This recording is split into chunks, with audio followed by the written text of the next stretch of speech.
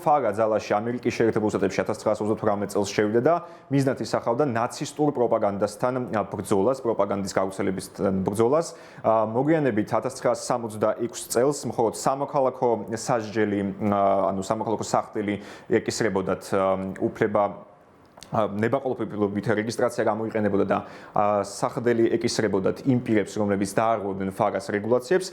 ამერიკის იუსტიციის სამინისტრო მოგვიანებით ფარას ფარგლებში სისხლის სამართლებრივი დევნა დაიწყო მხოლოდ იმ პირთა მიმართ, რომლებიც თაღლითობაში, ფულის გათეთრებაში, ასევე სახელმწიფოს წინააღმდეგ ქმედებების განხორციელებაში, რაც შორის სანქციების არიდებაში მონაწილეობდნენ. საარჩევნო კამპანიის დროს უკანონო შემოწირულობასთან, მოსყიდვასთან, ტერორიზმთან და მტრულად განწყობილ უცხოურ ძალებთან თანამშრომლობდნენ. მათ შორის ამერიკაში ეს კანონი არ კრძალავს უცხოური ინტერესების ლობირებას ან რაიმე სხვა კონკრეტულ ქმედებას და მის გაცხადებულ მიზანს არ წარმოადგენს გამჭვირვალობის ხელშეწყობა ამერიკის საზოგადოებრივ აზრზე.